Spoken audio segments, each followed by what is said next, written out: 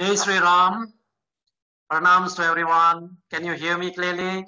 Are you able to hear me? First, I would like to thank Professor Gupta and Sri Ram Charit Bhavan for the organization of this online Valmiki Ramayana class. As stated by Professor Gupta, 144 registered, if I'm not mistaken, representing 5 or 6 different continents, mostly Asia, North America, South America, Africa, Europe, and I think even Australia is also included, if I'm not mistaken. Right, this online Valmiki Ramayana class is going to last for 8 months, and we are going to have weekly sessions on Sundays. Sundays, as per listed in the program outline. I'm sure every one of you have the program outline that provides you with a detailed coverage of the session. Okay, and if there are any changes, we will let you know earlier. Okay, now when the session is going on later on, I will start the session. Please mute your audio. Okay, and when you want to ask any question, when you have any questions or anything, any comments that you would like to make later on, when we do discussions, maybe group discussion, you can what you call unmute, and if possible on your video, so that we will know to whom we are communicating to. Otherwise, it will be seen like we are speaking to the screen. All right. Each sessions that we are going to have will be around 1.5 hours. So the first 1 hour will be mainly lectures with discussion. We will have some what you call breakout session. I will have to figure out here to do a breakout session for you. And then we will have Q&A session. Now for the Q&A session, if it is possible, it will be better for you to type your question in the chat section, right? If you type your question in the chat section, that will save us a lot of time. All right? So I hope that is clear to everybody. Now let me go into the Valmiki Ramayana. Let me share the slides with you. Are you able to view the slides? Okay, you're able to view the slides. There are a few more coming in. Okay, let me admit them. Okay, let's start with our prayers and salutation. Om Ganeshaya Namaha, Vakratunda Mahakaya, Surya Kodi Shamaprabha, Nirvikram Grume Devo, Sarvakayeshu Sharvada. Saraswati Namostubhyam, Varadhe Kamarupini, Vidyarambam Karishyami, Siddhir Avadhu Shadha. Shuklam Bharadaram Vishnum, Shashivaranam Chaturbhujam, Prasanna Vadanam Dhyayet, Sharva Vigno Pashantaye. Let's salute Hanuman. It is stated that wherever Ramayana is chanted, wherever Ramayana is presented or Ramayana is read, the invisible presence of Hanumanji will be there. Yatra yatra Raghunama Kirtanam, tatta tatta Krishnamasta Kanjalim, Bashpavari Paripurna Lochanam, Marotihim Namatta Raksha Shantagam. Let us salute Valmiki, the author of the Ramayana. Valmiki is said to be the lion among the poets, Munishimhasya. In one of the Dhyana sloka of Ramayana, it is stated that Valmiki, Munishimhasya, Kavita, Vanacharina. Let's salute Valmiki. Pujantam Rama Rameti, Aduram Maduraksharam, Ahuya Kavita Shakam, Vande Valmiki Kokilam. Now let us go into Valmiki Ramayana. Let us look at the course objective.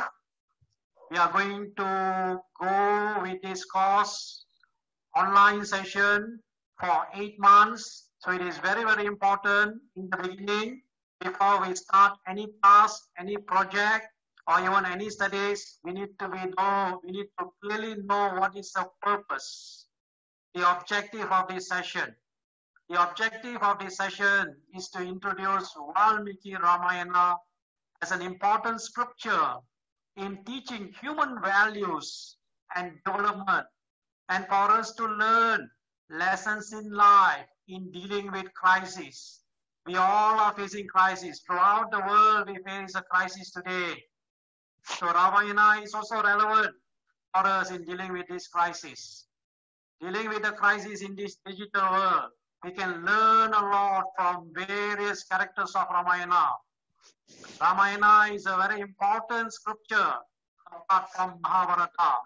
The Mahabharata and Ramayana are considered to be the idihasas. Idihasas simply means written as it was. The author of Ramayana, Valmiki, was present during the happening of Ramayana. In Aranyakanda of Ramayana, you will find that Rama, Sita, and Lakshmana will visit the ashram of Valmiki Muni.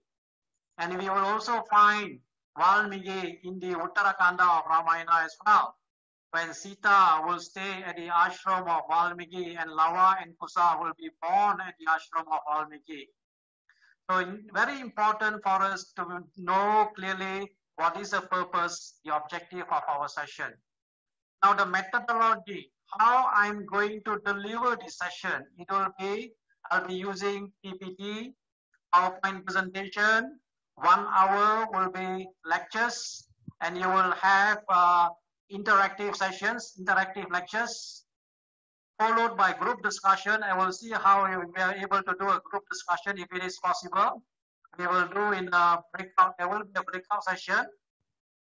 And then we will also have Q&A, question and answer sessions, where you can type your question in the chat section. Now for some of you in the WhatsApp group asked, what is the book to be reference? I am suggesting there is a reference for Valmiki Ramayana. This is a book. This is volume 1. Okay, volume 1 consists, this is published by Gita Press, Gorakhpur in India. So those participants who are in India, I'm sure you'll be able to acquire these texts, these texts. So part 1 or even volume 1 consists of Balakanda, Ayutthaya Kanda, Aranya Kanda, and Kishkinda Kanda. And then you have another volume that is volume 2. Volume 2, you have Sundara Kandam, that is Yuddha Kandam and Uttara Kandam. So number of pages, if you have each volume will have around 950 pages. So in total, 2 volumes will consist of 1,800 over pages. So now these 2 volumes include Sanskrit and English translation. So you have English translation, you have the Sanskrit sloka with English translation. So I'm sure this is available in India. It's not only available in English, it is also available in many other regional languages as well. Okay, for those of you who are in India, you would be able to acquire this text. Now, let's say if you are not able to get this text, you are able to access the slokas, translation of the slokas of Valmiki Ramayana online at readramayana.org and also valmikiramayana.net. I think I have sent to you in the WhatsApp the link for you to go and search for online resources, online sources of Valmiki Ramayana. Now you might be wondering or might want to ask this question, why do we need to study Ramayana and why do I have to read Ramayana? What is the purpose of reading Ramayana? Now, let me tell you that there will not be any time wasted in reading Ramayana. Ramayana has been since Treta Yuga and now in Kali Yuga, and it will continue even in next yugas. So it is said that it is auspicious to read the story of Ramayana because it is equivalent to reading the Vedas. The Vedas, there are four: Rig Veda, Yajur Veda, Sama Veda, and Atharvana Veda. And then you have the Upanishads. The teachings of the Vedas and the Upanishads can be seen as theoretical in nature, whereas Ramayana is practical. It was demonstrated by Rama how someone can live their life according to the teachings of the Vedas. So it is also stated in the Dhyana Sloka of Valmiki Ramayana, Veda Vidhye Pare Pumsi Jate Dasarada Atmate Veda Pracheda Sadashit Sakshat Ramayanat Manaha, meaning that when the goal of Vedas came as a son of Dasarada, the Vedas became Ramayana. So it is also stated that listening or reading Ramayana destroys sins. Destroys your sins in these births or that of previous births. There are a lot of advantages of reading Ramayana, but this reading of Ramayana need to be done with faith and devotion. If Ramayana is read mechanically, the effect will not be there. So it is very, very important to read the slokas, the chapters of the Ramayana with faith and devotion. Every chapters, especially there are people who read daily book 5 of Valmiki Ramayana, that is Sundarakandam. Sundarakanda is a 5th book. It is called the beautiful book.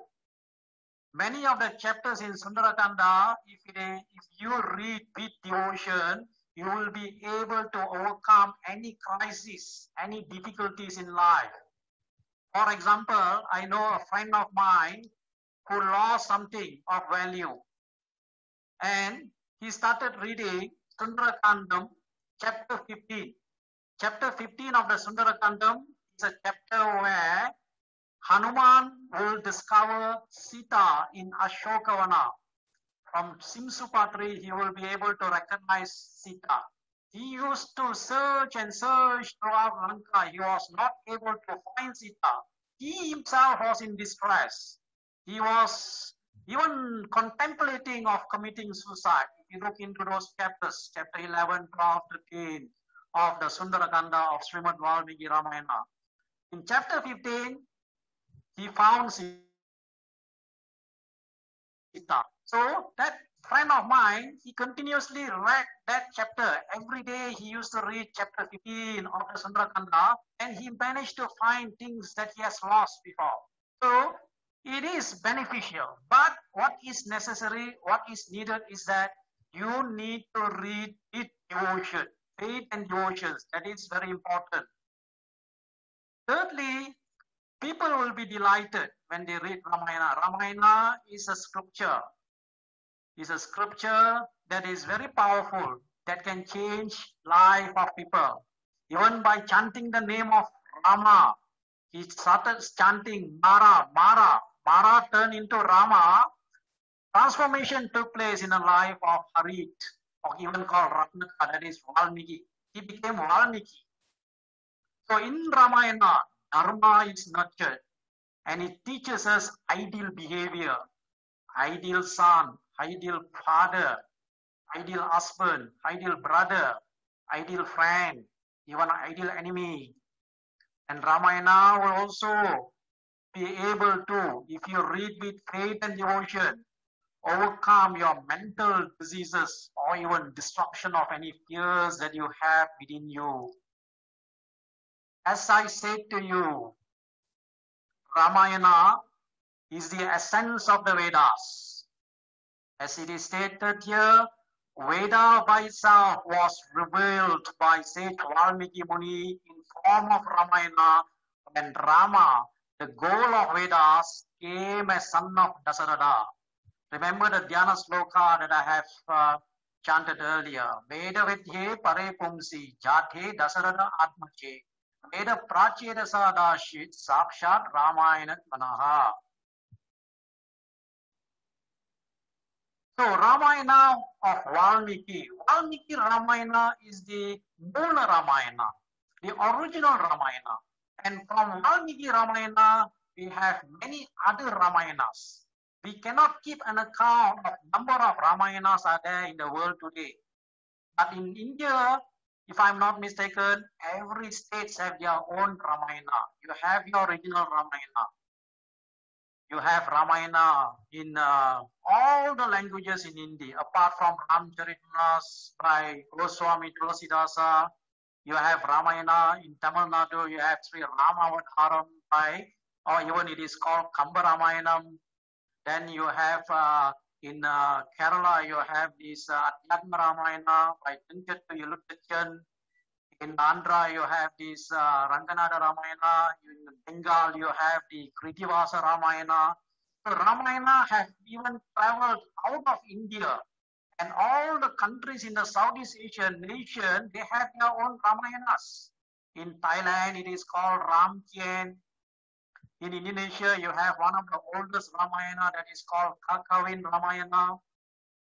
In Malaysia also, we have a Ramayana that is called Hikayat Sri Rama. So Ramayana have traveled. Ramayana have traveled not only within Asia, but you also have versions of Ramayana translated in other parts of the world as well. So 24,000 verses of Valmiki Ramayana is divided into 7 books. There are 7 books in Valmiki Ramayana, namely Balakandam, Ayutthaya Kandam, Aranya Kandam, Kishkinda Kandam, Sundara Kandam, Yuddha Kandam, and Uttara Kandam. Uttara Kandam is a kandam which is apart from the main epic. It is also attributed to Valmiki. So 24,000 slokas. If you take Mahabharata, another Itihasas, it consists of 100,000, more than 100,000. Some commentators include the what they call the Harivamsa. It will be 125 what they call 1,000 slokas. And if you take the Mahabharata, it consists of 18 books, or it is called parvas, 18 parvas. Within the 18 parvas, you have 107 sub-parvas. And then the total number of chapters in Mahabharata will be 2,111 chapters. And the total number of words will be about 1.8 million words. Whereas when you take the Ramayana, more than 500 chapters are there in Ramayana, 7 cantos of Ramayana. And the Ramayana portrays Rama as an ideal king, ideal son, ideal brother, ideal husband, ideal friend, ideal student, and also ideal enemy. Some of these you might have question at the later stages. Okay. So when you have question, feel free to ask the question, but I hope you do not jump the gun. For example, many of you have a question. How can you say Rama as an ideal husband when he banish Sita when Sita was pregnant? Sita was banished in Uttarakhand. How can Rama be an ideal husband when he told Sita to enter into the fire? So, and then you might even have a questions like, how can Rama be an ideal enemy when Rama did not fight directly with Vali? These are some of the questions that many of you might have. So those questions I will answer when we go into those chapters, those books or those chapters. So do not ask those questions in the first session itself. So first session, we will focus on chapters 1 to 18 from the Balakandam. Okay. Now, Ramayana teaches or contains Dharma, Artha, Kama, and Moksha. These are called the 4 Purusharthas. Okay, that is a brief introduction to Ramayana. Now let us look at the history of Ramayana. So every literature has some history. Mahabharata has an history. Mahabharata was narrated by Vaishampayana to Janamejaya Maharaja, who was son of Parikshit Maharaja. Parikshit Maharaja was a son of Abhimanyu. Okay? Abhimanyu was a son of Arjuna. Arjuna was a son of Pandu via Indra. And Pandu was a son of Vichitravirya via Vinasha. Vichitravirya was a son of what we call Santanu. So you go, you try to trace the family tree, you go to the history. Bhagavad Gita itself, Krishna says, he spoke these signs to sun god. Imam Vivashvate Yogam Proktavam Avyayam. The first sloka of the fourth chapter of the Bhagavad Gita, he mentions the history of the Bhagavad Gita. So Ramayanam, when did Rama appear? As per the Shastras, as per the literature, as per the Vedic literature, Rama appeared in Treta Yuga. So when was Treta Yuga? Some of you might be asking this question, Treta Yuga, what is meaning of this Yuga? Now, I don't want to go deeper into the Yugas, but I just want to tell you that the Yuga currently we are in is Kali Yuga. Kali Yuga will last for 432,000 years. And 2 times Kali Yuga is a Yuga that is called Dwapara Yuga. Krishna and the Mahabharata war took place at the end of Dwapara Yuga. In fact, to be very specific, Bhagavad Gita was preached by Krishna 3139 BC. That will come to 5159 years ago. Whereas Ramayana was in Treta Yuga. Treta Yuga means you have to look into it is 3 times the age of Kali Yuga. So as per the Shastra, if you want to look into, if you want to trace the timing of the Ramayana, it might be close to 900 to 1 million years. But some of the modern scholars might have different opinion, but that can be taken as a separate discussion. We are not going into that. But for us, if you want to look into as per the Shastra, it's 3 times the age of Kali Yuga. Okay. Now, why did Ram appear? Why did Lord Rama appear? Very, very important. Lord appeared. Appearance and disappearance of the Lord. There is a reason. Why did he appear? He appeared for the protection of the divine and destruction of the demonic. What is divine? What is demonic? Bhagavad Gita, for example, in chapter 16, provides you with the qualities of divine and the demonic person. And for re-establishment of Dharma. And many of you, if you are familiar with the Bhagavad Gita, the famous sloka that says, Yada yada hiddharmasya, glanir bhavati bharatha, abhyutanam adharmasya, tadatmanam srijamiham. Meaning that whenever there is a decline in Dharma and rise in a Dharma, I will descend. Yuga after yuga. So another reasons for appearance of to annihilate Ravana and Kumbhakarna. Now if you want to look at, if you want to know who is Ravana, who is Kumbhakarna, some of us need to do some reference to Puranas. For example, we have a Purana that is called Bhagavata Purana, or it is called Srimad Bhagavatam. There is a mention in Srimad Bhagavatam about the gatekeepers of Vaikuntha, that is called Jaya and Vijaya, was cursed by the 4 Kumaras because Jaya and Vijaya obstructed their path towards Narayana. They wanted to see Vishnu, Narayana, but they were obstructed by Jaya and Vijaya. So Jaya and Vijaya was cursed by the 4 Kumaras to take birth, and they decided to come as an enemy of the Lord. So Jaya and Vijaya, first they came as Hiranyakasipu and Hiranyaksa. Hiranyakasipu was killed by Lord Vishnu in form of Narsimha Avadara. And then Hiranyaksa was killed earlier by the Lord in form of Varaha Avadara. Varaha, the ball, gigantic ball. Varaha Avadara, and he rescued Bhuma Devi. You might be able, if you are interested, you can even read the Purana that is called Varaha Purana. After appearance of Hiranyakasipu and Hiranyaksa, in Trita Yuga, they came as Ravana and Kumbhakarna and was killed by Rama.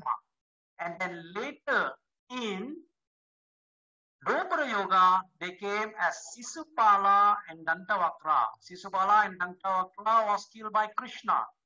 Remember during the Rajasuya Yagya of Yudhishthira, Sisupala insulted Krishna. Krishna promised his mother that he will bear up to 100 of his insults. When the number exceeded 100, Krishna killed Sisupala with his Sudarshana Chakra. Okay? Now, another reasons for appearance of Lord Rama, you will find in Uttarakanda of Valmiki Ramayana itself. When the wife of Bhrigu Muni gave protection to the Asuras, Vishnu killed the wife of Bhrigu. So Bhrigu Muni cursed Vishnu to be born as a human and bear the separation from his wife.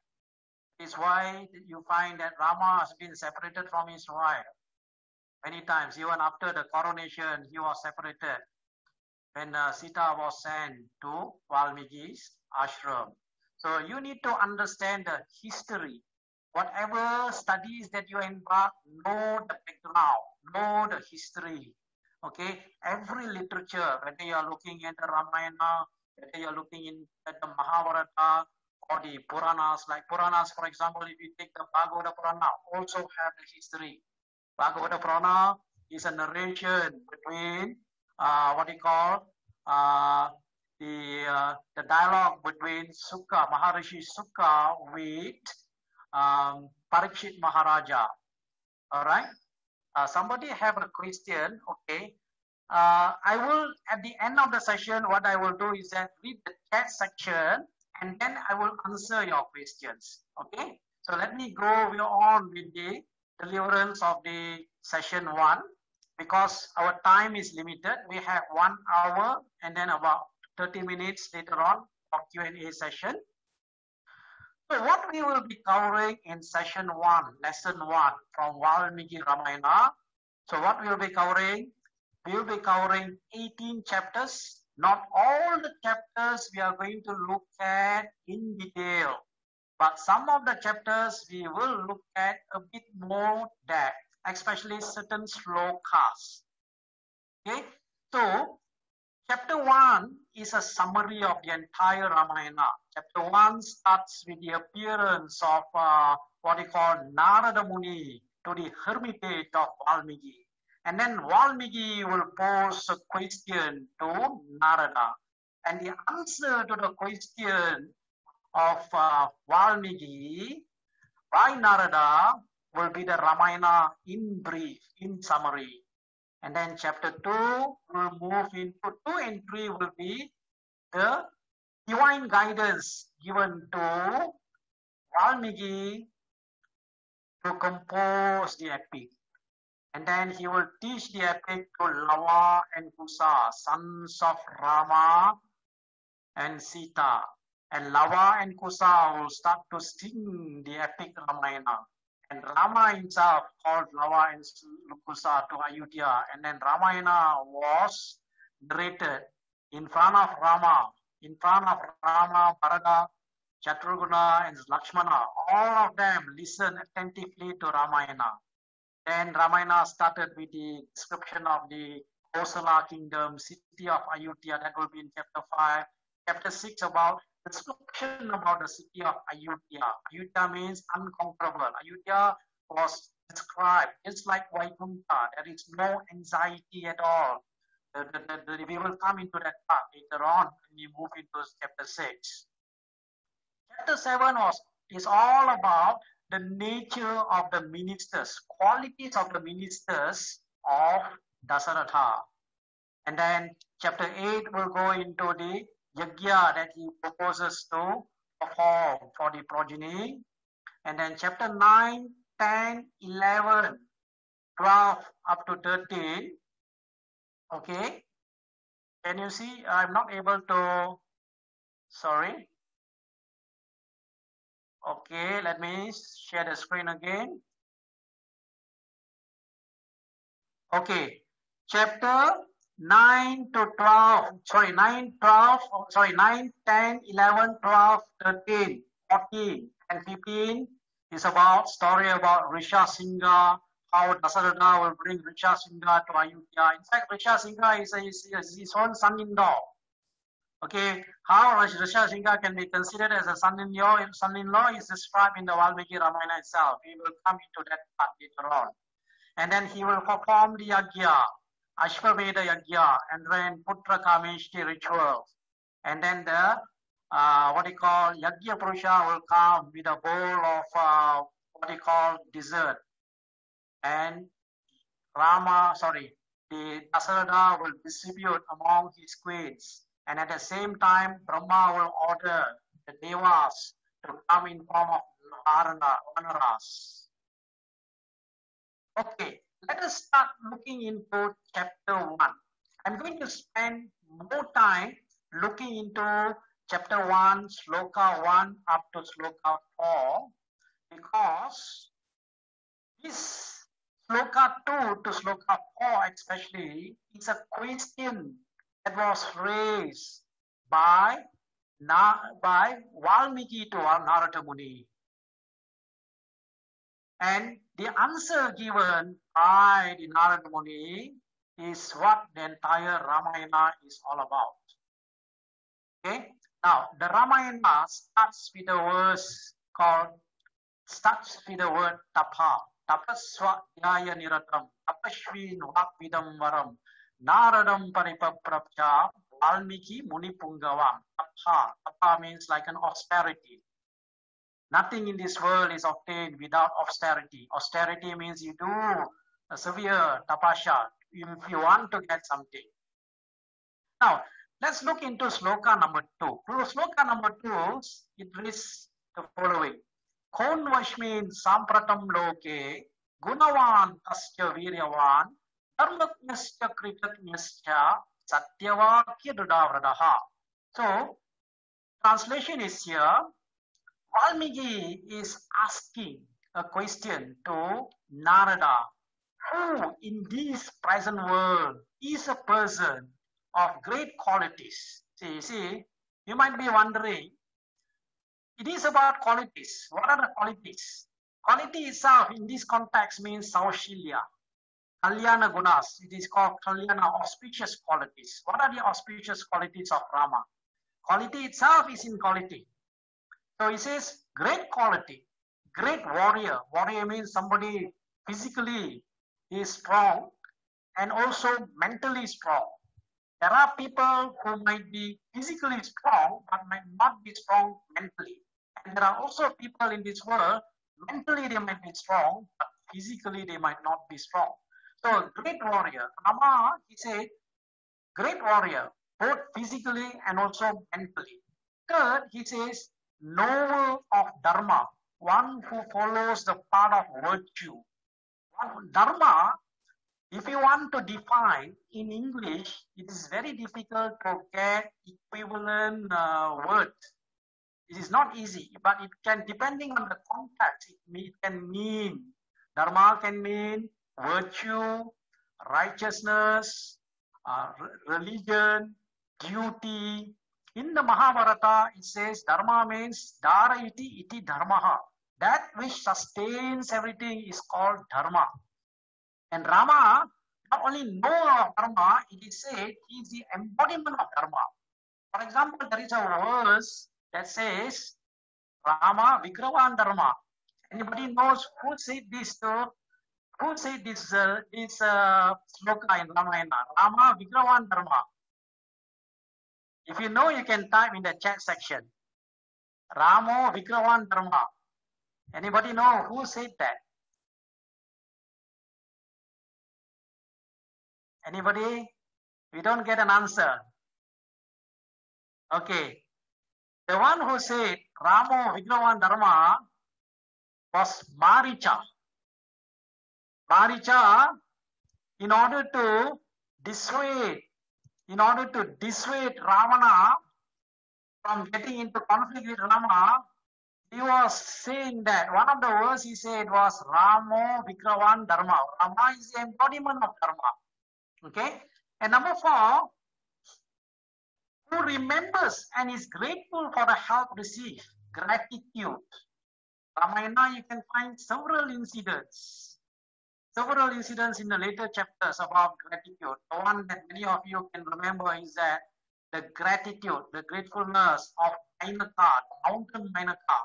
When Hanuman was flying, Hanuman was jumping and flying towards Lanka, a mountain came that was called Mainaka. Mountain came and told Hanuman, why don't you take a rest before you continue your journey? Hanuman was rushing at the time. So it is very important at that particular chapter teaches us, when you have something very important, you should not take a rest. But Mainaka came. Why did Mainaka came and wanted to, give Hanuman a place to rest? Because he remembers and was grateful to the help given by Hanuman's father, Vayudeva. Vayudeva, Vayu protected Mainaka from Indra. So Mainaka was grateful. So very important for every one of us to remember and grateful for whatever help that we receive from anybody. Okay. Number 5, who stands by his word all the time. Very, very important. Rama said in Aranyakanda to Sita, "Oh Sita, I will not hesitate to renounce Lakshmana or even you, but not the word that I have given, especially to these rishis." So there is actually a sloka there in Aranyakanda of Ramayana where Rama will say that, "I will stand by his word." Aya Pradana. See, there is a verse in what you call Uttarakandam, not Uttarakandam, Yuddhakandam, which is a very popular verse. It is a verse where Vibhishana will go. When Vibhishana surrenders to Rama, Rama will say this verse. Very popular verse. It is called the Charama Sloka of Valmiki Ramayana. A very important verse in the Valmiki Ramayana. It says, "Sakrut eva prapannaya tavashmiti jaya chate abhayam sharvabhutevyo dadamyetat pratamama." I vow to give protection to whoever comes and surrenders to me. It is his vow, he will say. He will stand by his word. Number 6, pursues his goal to their completion. Alright, that's sloka number 2. Sloka number 3. Okay. Charitrena chakko yuktaha sarvabhute sukohitaha vidvan kakka samartasya kacha eka priya darshanaha. Number 7, a man of great character, personality, who wishes and does good to all beings. Very, very important to note that we always have to think, say, and do good things for all beings. This is one of the lessons that we learn from Rama. There is none in Valmiki Ramayana that we can find he wanted to do harm to anybody. Even for Ravana, he gave the Ravana opportunity. He gave the opportunity to Ravana, okay, before he has no other choice but to annihilate Ravana. So he does good. So that is very important to do good to all the living beings. Meaning that not only we are looking at the human beings, but also every other creatures in this world. Because Bhagavad Gita in chapter 5, verse 18, there is a sloka that says, Panditaha Samadarshinha. Pandita means one who is in knowledge will see an equal vision of all the living beings. Because the Paramatma or the God is present in the heart of all the living beings. Sorry. Number 9 here. Sorry, I need to go back to the previous slide. Okay, number 9. Who is well read in all aspects of life, who is capable of getting the most challenging things done, and who is approachable and pleasing to all the beings. That's sloka number 3. And then sloka number 4. Atmavan ko jita krodo, bhutiman ko anusuyaka, Asya vibhyati devasya jataroshasya samyuge. Meaning that one with an exemplary courage, complete control of his temperament, not easy for him to get angry. He is able to control his temperament. One who is stable emotionally. Okay, in a modern, leadership, one of the important traits of the leader is to be emotionally intelligent. Emotional intelligence involves knowing your own self, managing yourself, knowing the people around you, and have a good relationship management. So, he is able to control his anger. There was a time Rama was angry. There were times in Ramayana you find he was angry. For example, when Samudra did not appear, he was angry. But he was able to control. He was able to manage. Aristotle says that everybody can be angry, can have the right to become angry. But to be angry at the right time, right place, right moment, it is not easy for anyone. And the Bhagavad Gita itself says, if you are controlled by the anger, your intelligence will be lost. You will lose down. You will lose. You will fall down. There is a sloka in the Bhagavad Gita that says, Krodhat bhavanti shamohat, shamohat smriti vibramha, smriti brahmashat buddhinasho, buddhinashat pranashitihi. Chapter 2, verse 63 of the Bhagavad Gita, if you want to look for the reference. 14, great intellect, who is unbiased and does not indulge in slander, and whose displeasure would be taken note even by the devas. So this is the, what we call qualities. These are the 16 qualities, very important qualities of Rama. That is actually a question, based on a question asked by Valmiki to Narada. And the answer given by Narada, to Valmiki is the entire Ramayana. That is why it is important. I'm trying to emphasize here some of the historical connections here. How did Ramayana, when did Ramayana, how the Ramayana came to be narrated. Later on in chapter 2 and 3, we will learn how Ramayana was composed. So in chapter 1, delighted, Narada narrated in brief the entire Ramayana after extolling the glories of Lord Rama, who was that person that matched the description implied in Valmiki question. So Narada said, Rama is pure of Vishnu, and his nature is like the ocean, the Himalayas, Mother Earth, the God of wealth, and Dharma himself. So Narada recounted the entire story. So chapter 1 is also a chapter where it consists of 100 slokas. 100 slokas of chapter 1 is also known as Samkshipa Ramayana. That is the, what they call Ramayana in 100 sloka, which provides you with a summary of the entire Ramayana. All right. Now that is chapter 1. So we are going to into chapter 2. Let me check if I'm able to put you into a breakout session. I'm not able to find a breakout session here in this part, but it is okay. Do we have a breakout session here? I'm not able to find here in a breakout session. Okay, just give me a moment. Okay, I think somebody said we need an updated version here. Updated version, you have a breakout session. There are many people who have put in a chat section. I'm trying to find if there are any questions, but at the same time, you try to reflect on this question for a moment. Okay, who is Lord Rama, and why did he appear in this world? Try to reflect from our earlier sessions, earlier lessons that I have gone through with you, appearance of Lord Rama, and then also try to reflect among the 16 auspicious qualities of Lord Rama, which quality that you like the most and would like to develop in you. Because at the end of the day, what is important is that how are we going to develop these qualities? There are 16 qualities.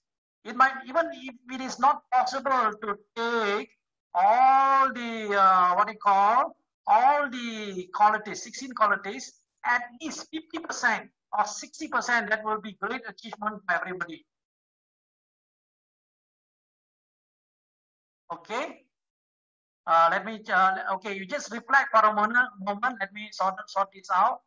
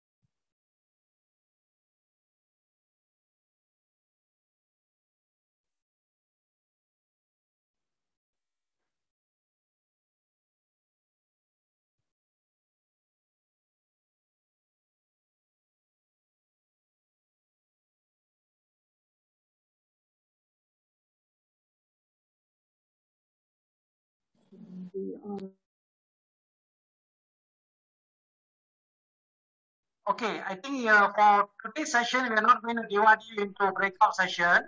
But what we can do is that you can type in the chat section. Many of you are typing. Okay, very good. Self-control. Okay, capable of getting most challenging things done. Very important. Okay, to get things done. Okay, some of you are saying Rama, Purushottamam. And for me, his quality of being a great character is very inspiring. Very inspiring. That is why you need to read Ramayana. The more and more you read Ramayana, it will be able to transform you internally. Many people have been transformed by reading Ramayana, by chanting even the name of Rama. Quality, mind and emotional control. Very good. I will say gratitude. Gratitude, thank you. Gratitude, very, very important quality. Gratitude. If we believe in God, okay, truly, okay, to the heart, God will take care of our soul. That means it's very important to be faithful and read Ramayana in devotion. Complete, okay, temperament, great warrior. Warrior in this context can be physical and also mentally. Mentally you are strong and physically you are strong. Not just physical and also mental. Physical strong means you need to do. It's not to become a great fighter or what, but you need to be what they call healthy. Okay, anger management or self-control, very good. Many people have difficulty in controlling their anger, but when you start to look at Rama's picture, when you start to reflect on Rama, just by looking at Rama, your anger will go down. You'll be able to control your anger. Not angry with anyone's provocation. Yes, whenever people provoke you, when you become angry, you lose. It's a very important thing. Anger means, when you become angry, it is like what Lord Buddha said that when you become angry, when you are angry, is something like you are drinking a poison and you are expecting the other person to die. That will never happen. When you drink poison, it will affect you, not the other person. So anger is something that you must be able to control. If your emotional intelligence is strong, you should not be getting angry unnecessarily. So even if you are angry, you should be able to know how to act and react. Okay, you have to be proactive. Okay, then I see some more. Jita Kroda, Jita, one who is able to control the anger. Very good. Attitude. Okay. Rama wants to live as a human being and show what our abilities and what our karma, what we can do with our lifespan. This is from Ravindran. Okay. Right. Needs. Okay. And then we have Meenakshi Sundaram. Okay, I think I remember he's from Bahrain. I met him in Orlando, I think. Yes. at the John Maxwell. Then Harish Chandra, okay. We have from Kuching, okay, all right. Thank you. Many chat messages. I'm not able to read. There are 70 over, 75 over chat messages there. Okay, I will read through. Maybe later on I will read, because a number of participants here. So far we have 67. Many messages there. Okay, very important to reflect. Okay, and how? Of course, if you have a longer session, if you even if once this session is completed, you can reflect more qualities, 16 qualities. Put a time frame. Okay, now what is your current state? You are getting a lot more angry. You know, you always get angry. Let's say if that is a current state. What is your future state? Let's say it's 8 months after you complete the session. What you should be able to do? What should you be able to achieve? Have a time plan. So you should be able to reflect the qualities, especially the Kalyana Gunas of Lord Rama. 16 qualities of Lord Rama here. Okay, that is on chapter 1. Now let us move into chapter 2. Okay, I'm looking into chapter 2. All right, chapter 2 of the Valmiki Ramayana is that after what we call narration, Narada went his way.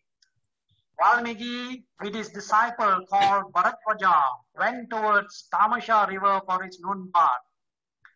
Just then he saw a hunter mercilessly kill a male crane, Kroncha, okay, Kroncha bird, a male crane, while it was sporting with his female companion, and heard the female heart-rending cry.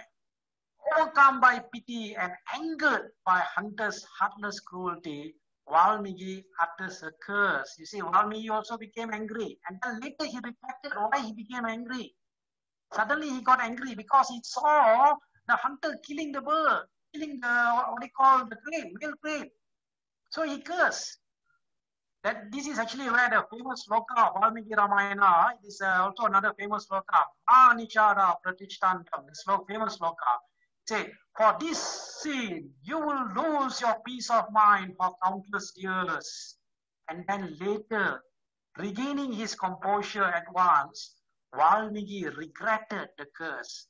That is why before you curse or bless means you need to, better not to curse or bless. Better not to curse, because there are reasons. Later stages I will go through with you about this topic, particular topic. Okay? So he regretted. Even when you become angry also, sometimes people regret. So Valmiki regretted the curse and countermanded the curse, saying, it shall be the worst, not a curse. Yet the mystery that even he himself could lose his temper and thus losing the merit of his austerity bothered him. Right? Then when Valmiki returned to his hermitage, still thinking about the curse and that he uttered, Brahma appeared. Brahma, the creator, appeared, and divining Valmiki's mental state, Brahma said, the meter in which you uttered those words, O Valmiki, will bring you great blessings. In the same meter, sing the glory and the story of Rama. Elaborate on what Narada has already told you. All the details concerning the story of Rama will be revealed to your vision. Nothing that is expressed by you will prove to be false. And very importantly, he said, your composition will be sung by people so long as the sun and moon shine, and as long as the rivers and mountains flourish on the surface of this world.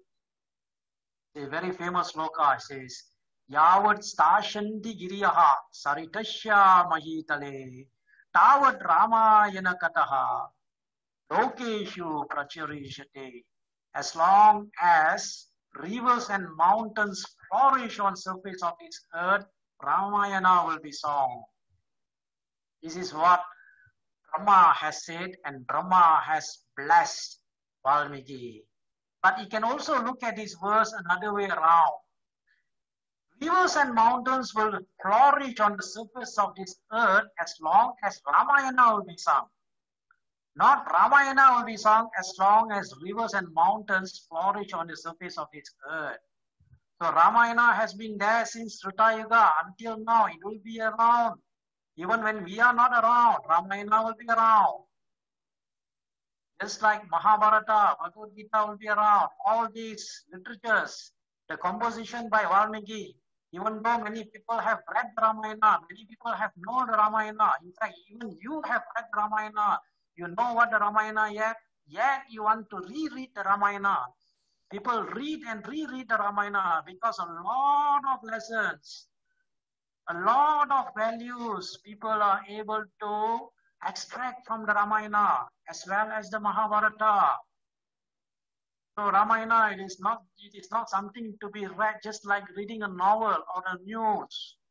Ramayana is a story of Rama as reported by Valmiki. After thus blessing him, Brahma departed.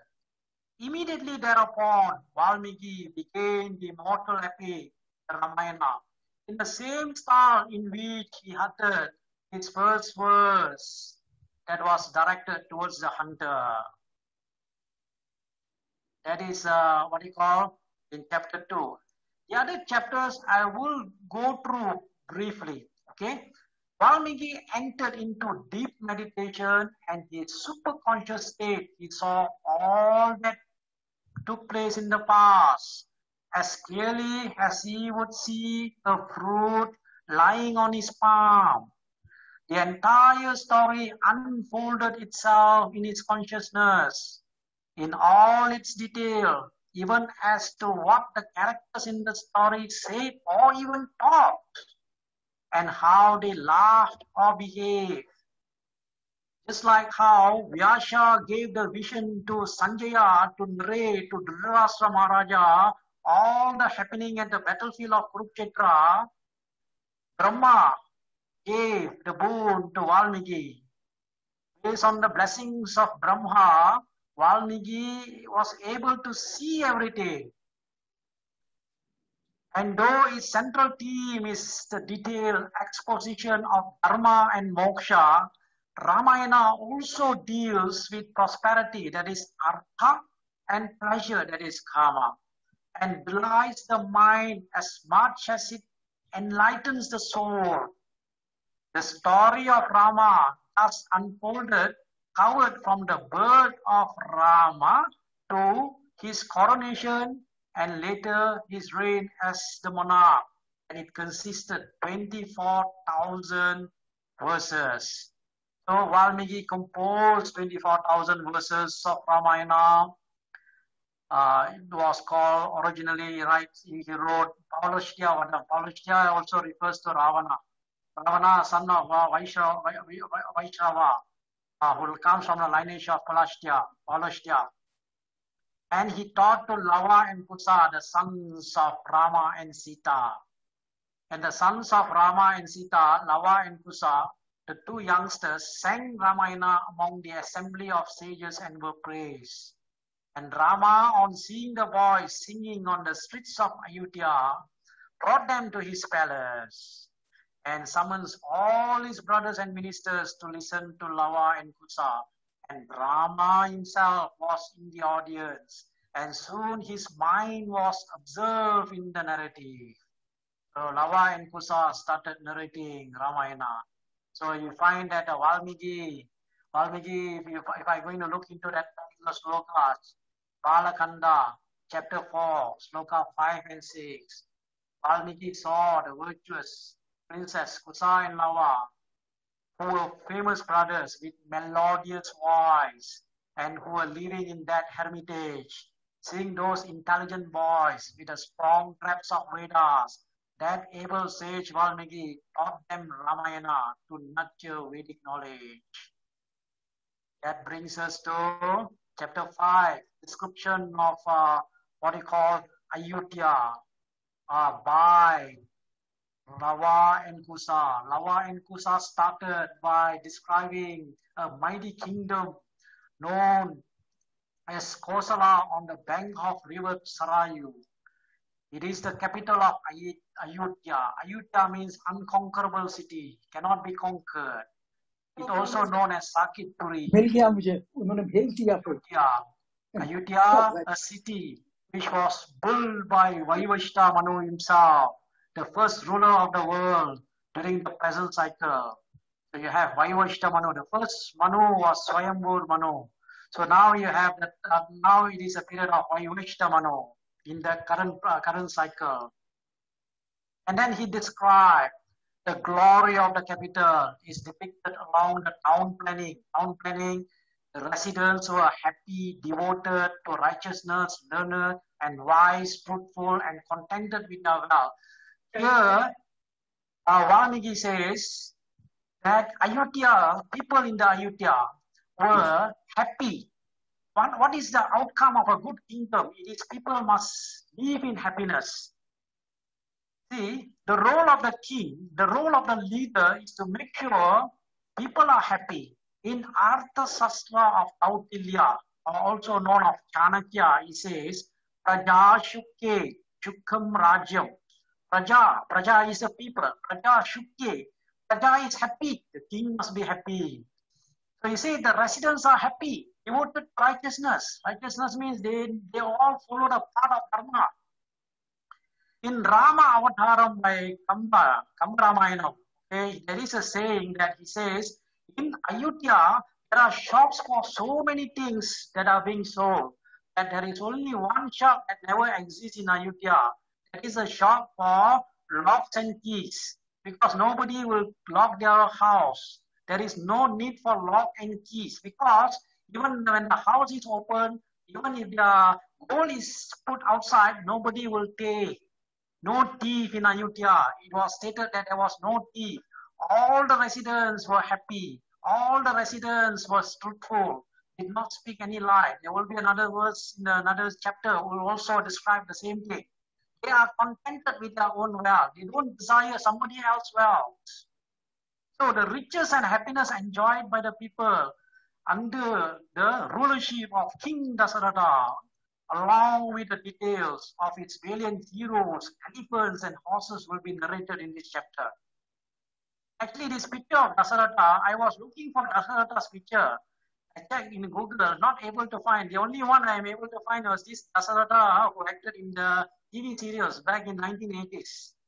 So that was a picture of Dasaratha I managed to get. That's why I'm showing his picture here. But Dasaratha, his original name was not Dasaratha, Dharmaraja. He was known as Dharmaraja. But why he's called Dasaratha? Because he has the ability to ride his chariot on to 10 different directions. We all know 8 directions. But Dasaratha can also go towards upwards and also downwards to Indraloka, towards the higher region and lower regions. Dasharatha. Dasha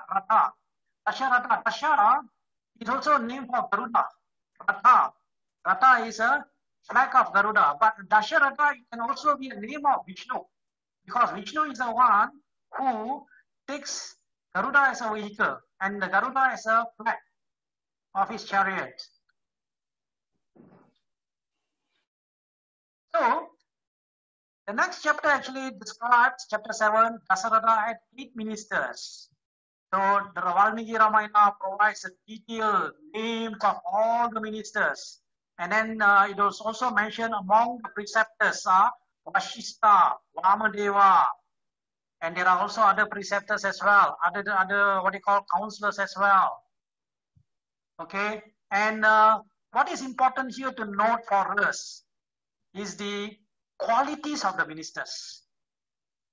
So what Ramayana here teaches us is that when you want to select a leader, when you want to select a minister, next time in your area, if you want to vote for someone, you need to look for what are the qualities the candidate has.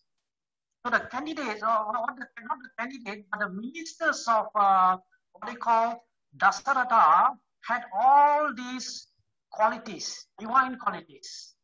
It was said they were opulent and modest, powerful and self-restrained. They are able to restrain. They are powerful, but they self-restrained. They don't want to show their power.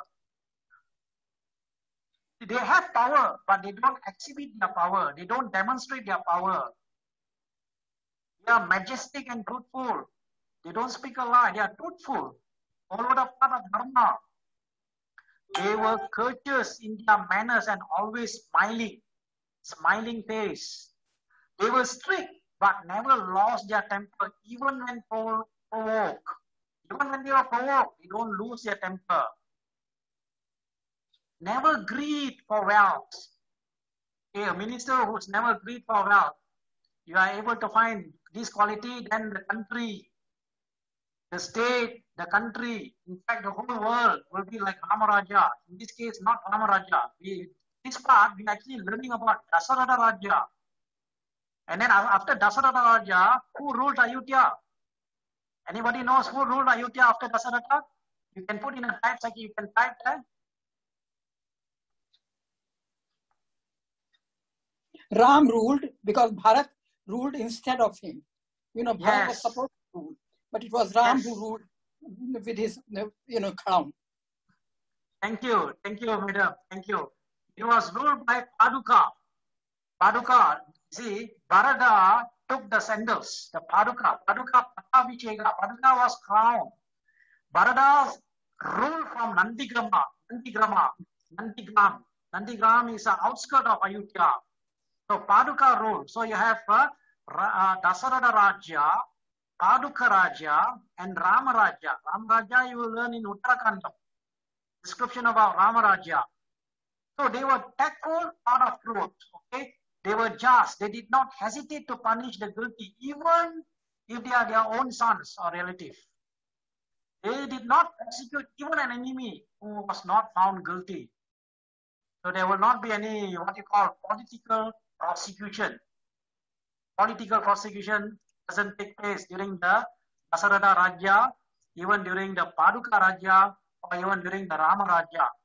They ensured state coffers were full and this did not resort to unrighteous means to achieve this end. When meting out punishment, they invariably took into consideration the weaknesses and strength of the guilty. Their conduct earned the approval of all the preceptors. This is described in 7th chapter if you look at. Okay, and 8th chapter is about the Dasaratha. The king said, "Oh, I enjoy all the blessings in this world, yet he has something that is bothering him. Yet I do not have the blessing of looking at the face of a son, and this makes me sad.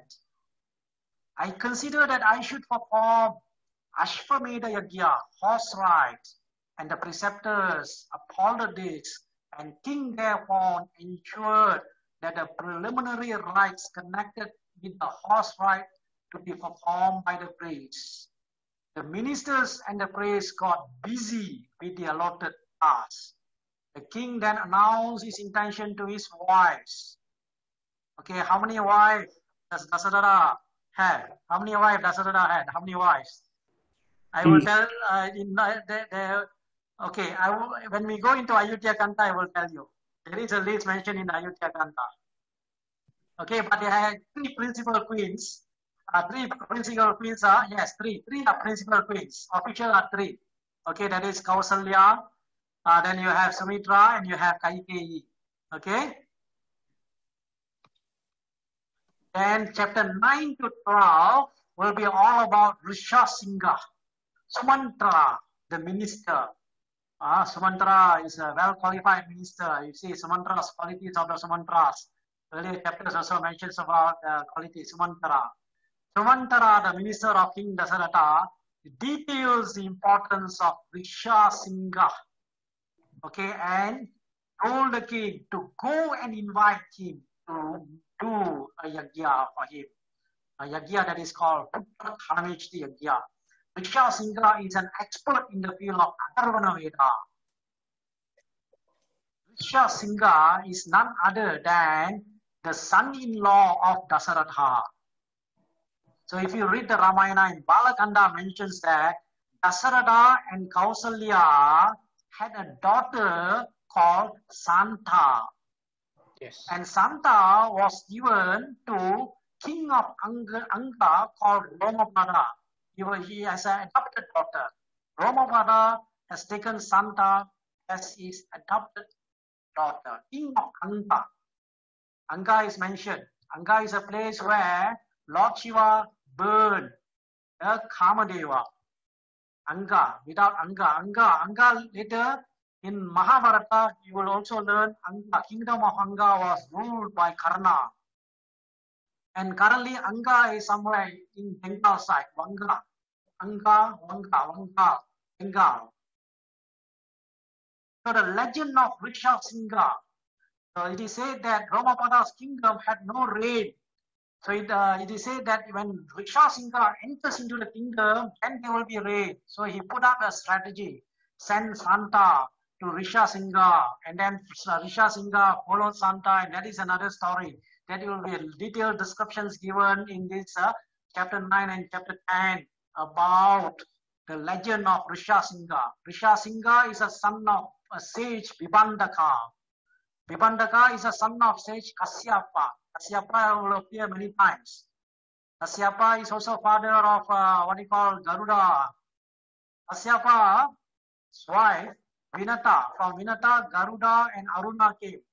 Aruna was the eldest. Aruna is the what we call charioteer of the sun god. Aruna and Garuda. And then through Kadru, the serpents were born.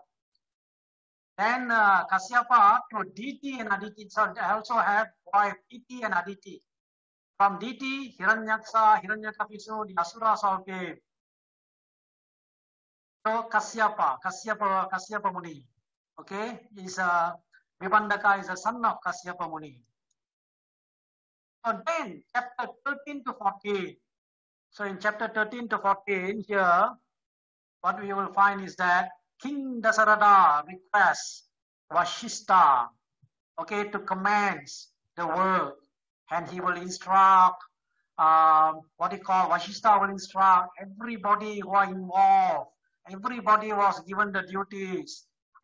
Sumantra was tasked to invite the various kings of other countries, whose kings will be received with great hospitality. Dasaratha, along with his wife, took the ritual war and enters into ritual. You see, the Ashwamedha Yajna conducted by Dasaratha was 1 year. Every day Yajna was going through. They have to be very disciplined. So Vashishta personally instructed that the guests who came were placed in all the houses. Every house should be well provided with food and other necessities. You have to ensure that all the people, all the communities are nice and attended to. With respect, never without respect and reverence. No one shall show least disrespect or displeasure. Leave alone anger towards the guests. Serve and give all that is necessary to our guests, but give with respect. Do not serve with disrespect or playfully. Disrespect service destroys the giver. So please note this. How one should serve the guests. We learn from Ramayana. In the what they call Taittiriya Upanishad, sexually, there is a saying. There is after Matru Devo Bhava, Pitro Devo Bhava, Acharya Devo Bhava, Atiti Devo Bhava. Atiti means a guest. The guest that comes, you have to make sure that the guests are well provided. They should not go hungry. Feed them. They should be comfortable. You should feed them with respect. Very, very important to note. You should not be seen not happy or displeasure. You should never get angry towards them. So the guests, the same thing applies in a modern context today. Customer, whatever business that you have, customer need to be treated like a king. In a marketing concept, LLB, it says that customer is the most important person in the organization. We are not dependent on the customer. Customer is not dependent on us. We are dependent on the customer. Customer is someone who comes and brings his wants to us. It is our duty to treat them efficiently and effectively to satisfy them. Nobody have ever won an argument with a customer. So better, same principle here. You are looking into the modern context of guest, can be a customer in a management or in a business. So here, how Dasaratha says, Vashishta, through Vashishta, give the instruction. And then what happened? The Ashwamedha Yajna started on the banks of Sarayu. Okay, now, before we go further, few more chapters. Let me look at the time. I don't want to go, okay, it's almost 10:30. So almost 10:30, so I don't want to go, maybe I will take about 10 minutes, around 10 minutes. We will have maybe short time for a discussion, a shorter time for discussion. Maybe something for you to reflect. I wanted to give a discussion, but I'm not able to break you out. Maybe the next session, I will try to put a breakout session so that you can have a discussion. So in the breakout sessions, you will be able to discuss with the participants from all over the world. It's also an opportunity for you to interact with them. Okay, I'm not able to do it now. Okay, so this is one of the questions that you can reflect and you can share your thoughts. Atiti Devo Bhava. Atiti Devo Bhava is in the Taittiriya Upanishad, Sikshavalik, 1.11.2. Okay, what it says here in Taittiriya Upanishad says, Matro Devo Bhava. Mother is like a Deva, like a god. Pitro Devo Bhava. Father is like a god. Treat father like a god. And then third, Acharya Devo Bhava. Acharya means your teacher. Okay, you have to treat like a Deva. Then Atiti Devo Bhava. Atiti is your guest. Guest should be treated in such a way. But you can reflect on this question.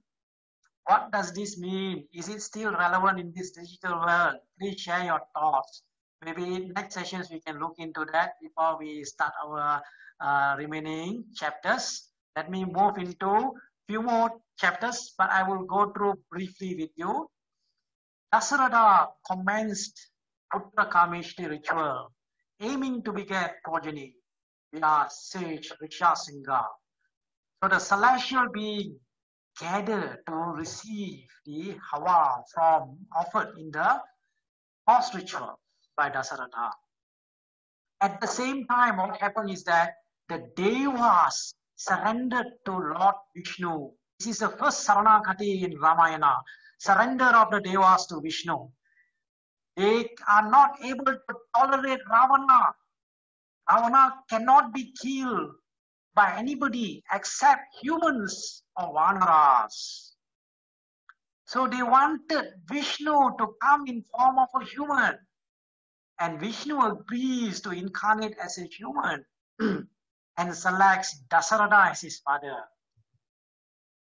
And Dasaratha at that time performing Putra Kameshti Yajna and the golden vessel with silver lid to protect the heat, silver lid, okay, was given to Dasaratha and he distributed. Now, let me give you from Valmiki Ramayana's perspective. From many other what you call versions of Ramayana, how the what you call the payasa or the kheer that was distributed might differ. Okay, as per Valmiki Ramayana, 50% of the dessert, the payasa or the kheer, was given to Kausalya.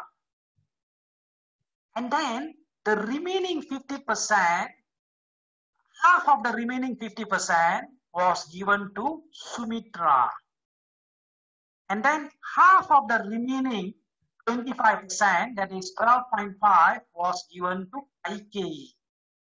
So at that time, Dasaratha was thinking, to whom shall I give the remaining 12.5%? In the Ramayana, Valmiki Ramayana, I say Dasaratha intelligently, he paused for a while, intelligently he thought, If I give it to Kausalya, then there will be a problem with Kaikeyi. Kaikeyi will not be happy because there will be some conflict there. There will be a conflict. I don't want to create a conflict. And if I give to Kaikeyi, Kausalya will not be happy. And at that time, he found that Sumitra yet to consume the payasa. So Sumitra was waiting for Kausalya and Kaikeyi to consume before she consumed the payasa. Sumitra, if you really study in Valmiki Ramayana, very philosophical and a wise wife of Dasarada. Very wise, very emotionally, very stable. Later on in Ayutthaya Kanda, we will learn about character of Sumitra. So Dasarada thought for a while, then he gave it to Sumitra, and Sumitra consumes the first portion and the second portion. Then after, okay, this is a scenario where the Saranagati of the Devas towards Vishnu. Let me skip that. I go into the 17 and going to the 18th chapter. 17 and 18 chapter, which will be the last part for today. The gods became the progenitors. Now, at the same time, Brahma told the Devas to come in form of Vanaras. Vanara. It means jungle people. Vana means Vana means jungle. Nara means human. Monkey. Now, why did the Devas have to come in form of a monkey? One reason is that when Ravana requested the boon from Brahma, he forgot to mention, not forgot, he felt that Nara and Vanaras are inferior to him. No way they can defeat him. Reason number 2 is that it is mentioned in Uttarakanda of Ramayana that when Ravana went to Kailasha to meet Lord Shiva, he was obstructed by Nandi. The bull Nandi obstructed him. So he looked at Nandi and he laughed at Nandi. Your face looks like a monkey. And Nandi cursed him. You are telling that my face looks like a monkey. What is going to happen will be millions of monkeys going to born, take birth in this world for your own destruction, O Ravana. So that is why when Hanuman went to Lanka, when Ravana saw Lanka, he remembers that particular curse of Nandi. So the Devas came in form of Vanaras.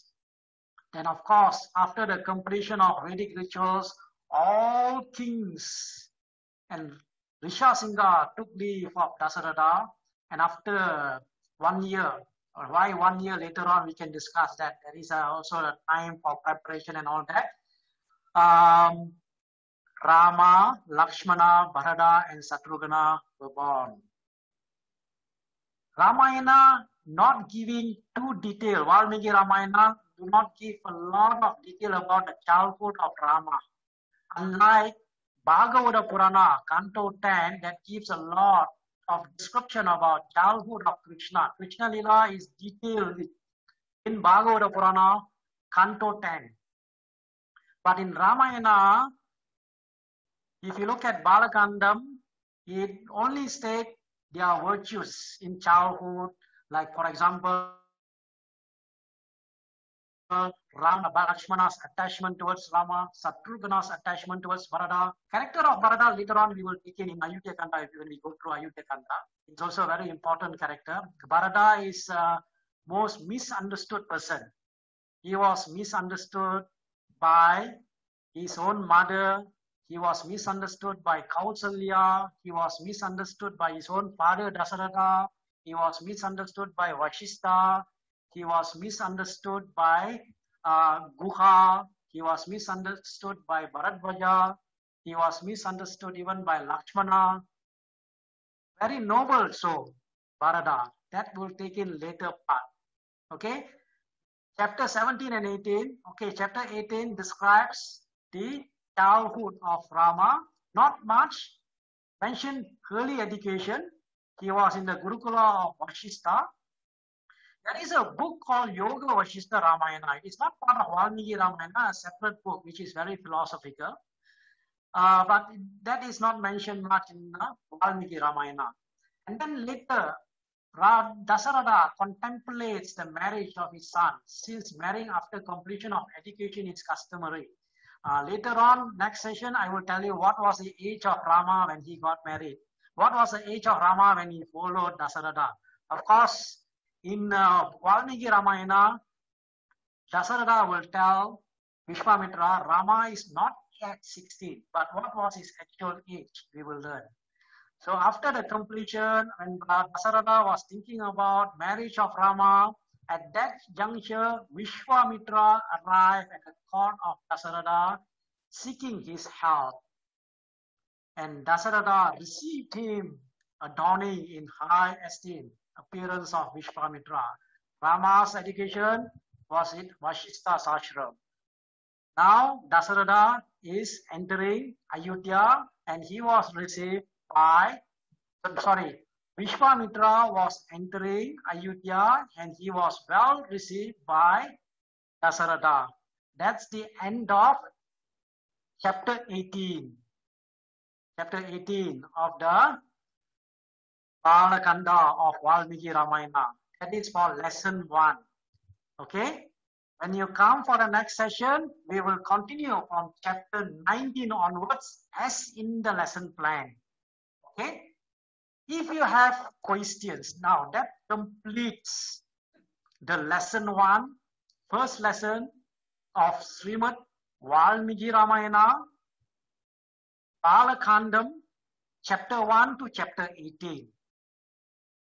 It will be good if I'm able to do detail, but our time is always limited. So you have to remember the time we have 1 to 1.5 hours. In fact, the first session itself has taken us 1 hour 42 minutes. So I'm going to stop share and I'm going to look at the what they call the chat section for your questions if you have. Please do not jump the gun. Don't ask questions on Kishkindakanda, Uttarakanda, or even questions related to Yuddhakandam.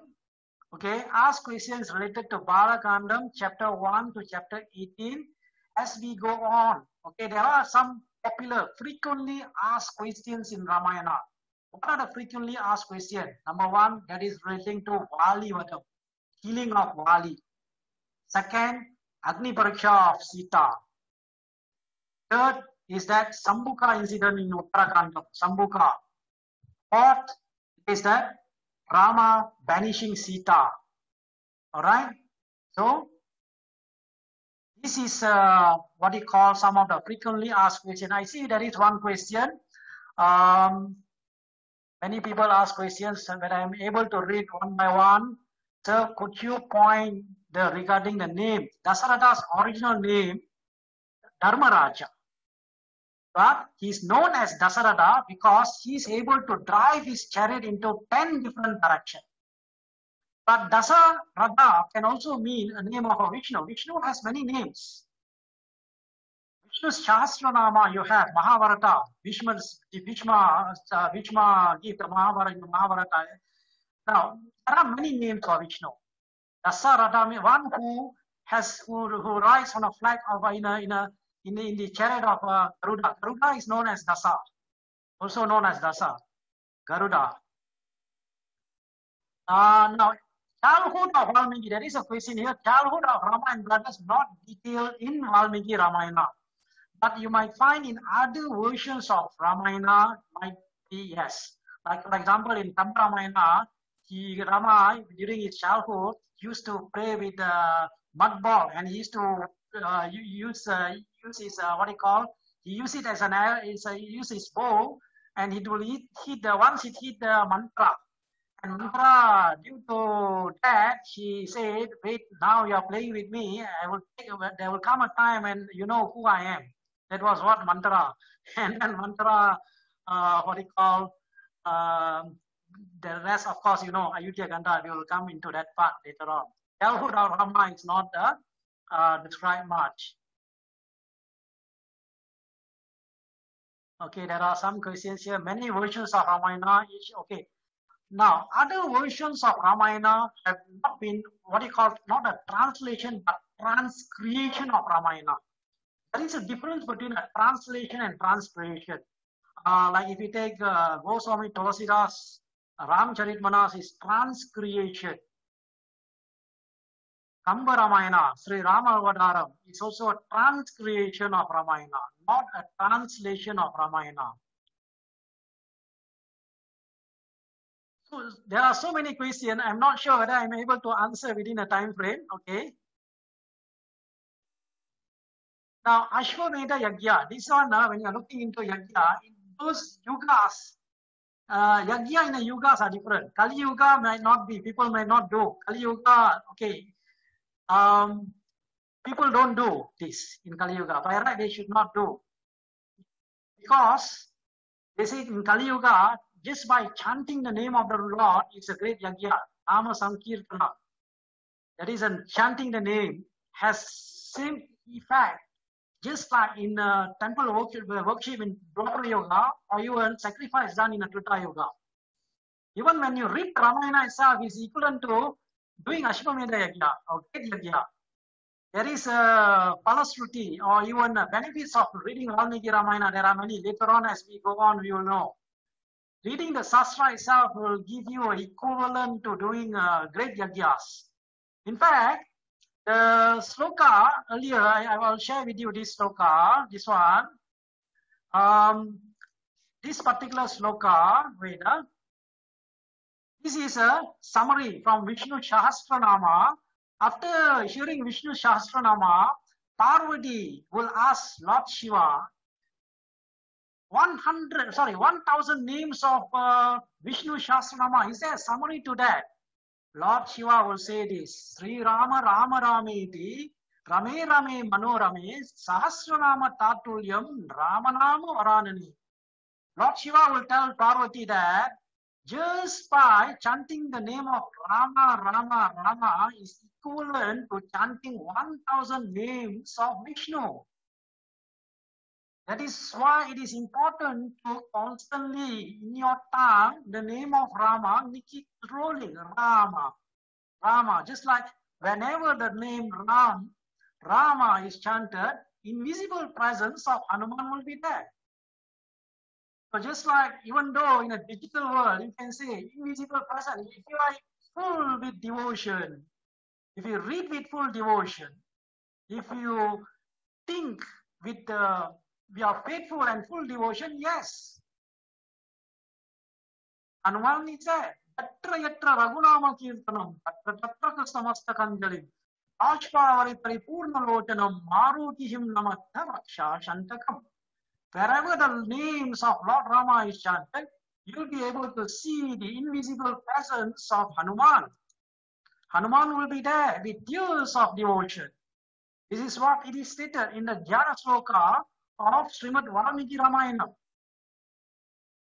Okay, let me look at the chat section for some other question. I'm not able to go through all the questions. Okay, so many questions here. Okay, there was a question. Since King Dasaratha was not able to conceive any son, is there evidence there was an elder sister to Ram Bhagavan? Provide. Yes, there was a sister. Santa, name of Santa. Santa was a daughter of Dasaratha and Kausalya. And Santa was given in adoption to King Romapada, who was the king of Anga. And Santa will get married to Rishyasingha, the one who came to perform Kameshti Yagya, one who is an expert in the field of Adharvana Veda. So, Rishyasingha is Dasaratha's own son-in-law. Okay. Let me go through again. Ramayana. Okay. No, Ramayana was in Treta Yuga. Mahabharata in Dwapara Yuga. Ramayana was earlier than Mahabharata, because you will also find Ramayana in the Mahabharata itself. In the Vana Parva of Mahabharata, Ramayana is also described in Mahabharata. And you will also find Hanuman also appearing in Mahabharata. Bhima, when he was going out looking for Shaugandika flower for Draupadi, he will come across Hanuman. Hanuman was lying, old monkey. He wanted to cross. He told Hanuman to move away, but he said, I'm too old, I cannot move. Please lift my tail. Bhima was trying and trying. He cannot lift lift the tail of the Hanuman. So Hanuman will appear in Ramayana, in Mahabharata. In fact, in the Bhagavad Gita, one of the listener of the Bhagavad Gita, passive listener, apart from Arjuna, apart from Dhritarashtra, through Sanjaya, Hanuman was a passive listener because he was sitting on a flat staff of Arjuna. That was a boon that he gave to Bhima. It's a, a brother. Bhima was his brother because both of them came from Vayu Bhagavan. Okay, let me see some other question. No, Shanta. Okay, somebody asked here, Madam Usha Kiran Rai asked, why Shanta is not mentioned in Ramayana? Gender discrimination? No. Shanta is mentioned in Ramayana. If you look at the earlier chapters that we have looked at, in the Balakanda, when the narration of Riksha Singha and then Romapada, kingdom of Anga and Romapada, Shanta was mentioned. It is there.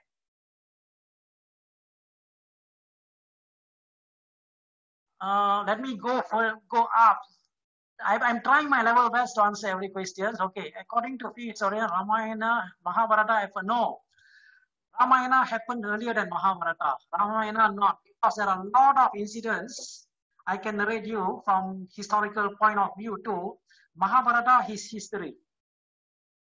Historical evidence of Ramayana is also there. But of course, there are some areas requires further research. What are the things that requires further research? Number one, the timing of Ramayana and some of the distance, location. For example, let me tell you, the distance of Lanka from where Hanuman crossed was 100 yojana. 1 yojana is equivalent to about 8 miles. So what is the current location of Lanka?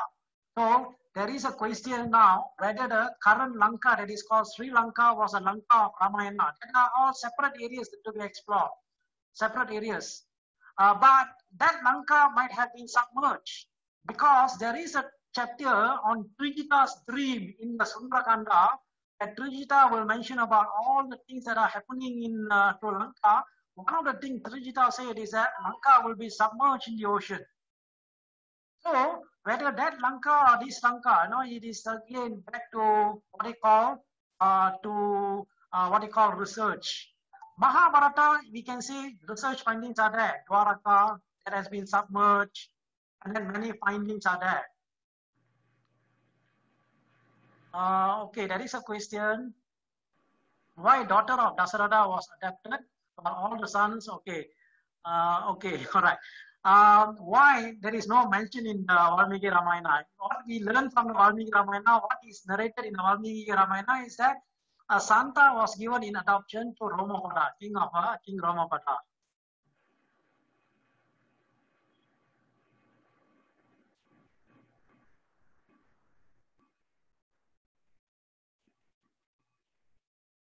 That part when Dasaratha not favor is in sending Rama to Vishwamitra, that will be covered in next session.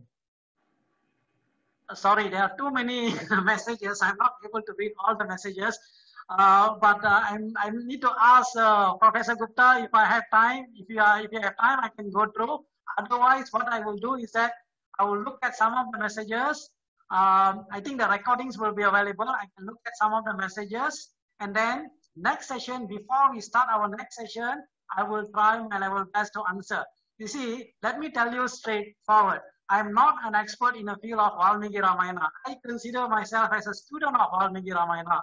In fact, in this class, people who are following the class, there are many scholars of Valmiki Ramayana. Some of them are great scholars of Sanskrit. Some of them are great scholars of Valmiki Ramayana.